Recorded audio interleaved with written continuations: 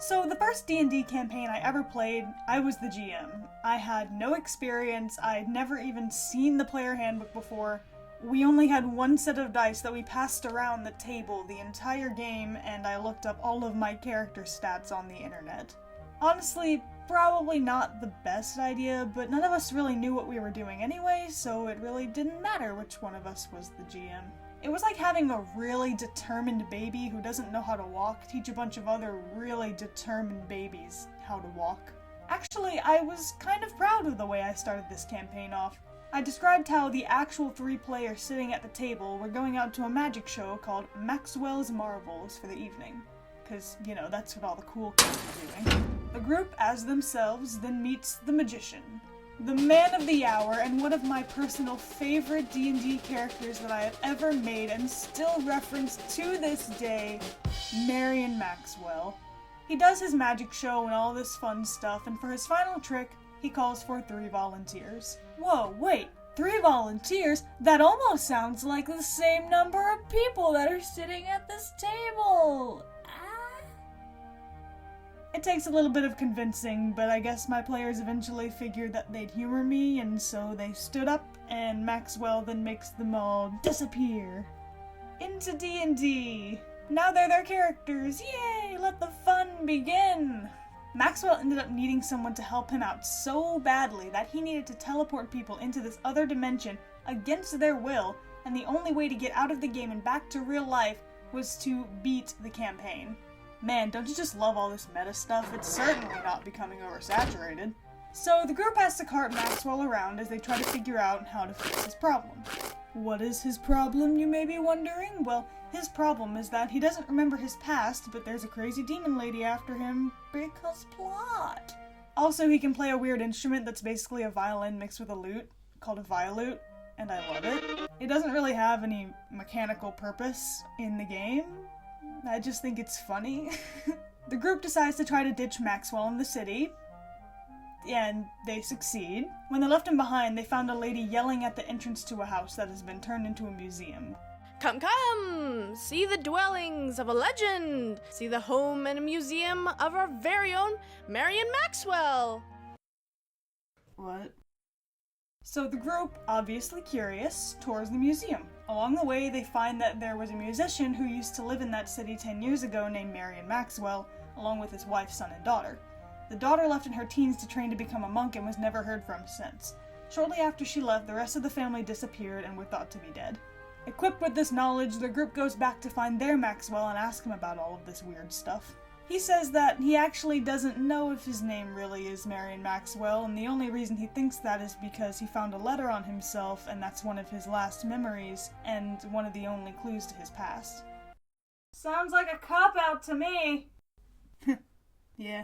After some senseless arguing that was about as effective as trying to make oatmeal cry, the group decided that maybe this was a discussion for the morning. They went to an inn, ordered some drinks, and sat down, pretty much done for the night. And here's where you need a little bit more backstory. One of the characters in the party, Barnabas, was an ASMR who ran away from home to avoid worshipping a goddess that he didn't want to follow. I asked him what his greatest fear was before we started playing because I needed it for the story. Barnabas told me that his greatest fear was being found by soldiers from his hometown who would probably want to bring him back and force him to live a life he didn't want to live. So basically every Disney princess ever. I decided to use this little bit of information for a scene. You know, like a good GM, right? Yeah, that's what I thought too. But you know what? My group had other plans. So when the group walked into a bar and sat down with their drinks, they caught sight of this heavily robed woman glaring at them. Like intense death glare. Now, I thought that the group, or at least Barnabas, would remember that they had people after them, because there was another person in the group who also had someone after them, so I thought that at least one person would be on edge about this stranger who seemingly has very strong emotions towards some rando she's never met.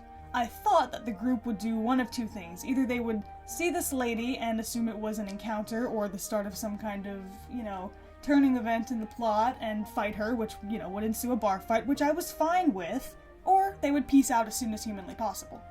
Or, well, as humanly and ASMR-ly and demigoddessly and drow-ly as possible. Hey, what about me? You don't count, you were only here for one session. But no. You want to know what Barnabas did? You want to know what good old Barney did? He bought her a drink. He bought her a drink. Nice to meet you, miss. Nice to meet you too. I had a drink already, you know. Yeah. So how are you? What's your name? What are you in town for? I was doing just fine. A little worse now that you're here. I do not have to tell you my name, and I'm in town to find someone. Oh, who? No, you were supposed to think it was you. Him. Oh, Maxwell? Maxwell. Marion Maxwell? Yeah, why do you sound so, That's not Marion Maxwell. Marion Maxwell is dead. Oh, well, then who is he? His name is Wilson. Let me tell you why this was a problem. This girl was actually the sister of the family who left to train with a monk. She'd just finished 10 years later and had heard the news that her family had gone missing. She then made it her mission to find them. Who the group thought was Marion Maxwell was actually the girl's brother, and their father was Marion Maxwell. The guy in the party's name was Wilson. Wilson?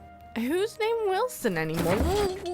The group was supposed to slowly figure this out, and this lady was going to be a super important NPC that they'd meet several times over the course of the story, but since Barnabas is such a nice guy, he just had to go and buy her a drink, and now they prematurely know everything. Oh yeah, and then Debbie caught on to what I was doing and ran up and stabbed her in the eye. But since then, I've realized that what's really the most fun about D&D is having the power to change the story and have an impact on the world around you. At the time, this seemed frustrating, but it was kind of a learning experience for me. Like, my inner GM was awakened. Yo, you're doing everything wrong. Moral of the story, sometimes the GM wants you to start a bar fight. Hey guys! Before you go, I just wanted to say thanks for watching the video, it really means a lot. Also, I wanted to give huge thanks to Dingo Doodles, who did the voices of the museum tour guide, Maxwell's sister, and herself right at the end there. I'm sure you already know of her channel, but just in case you don't, I'll put her links down in the description. Also, a huge thanks to my friend Christian, who really helped to make this video come out sooner. He colored pretty much everything in the animation for me, and he was a big help. I'll have his social media in the description. Go tell them both Maddie said hi. Once again, thank you all so much for watching, and I'll see you later.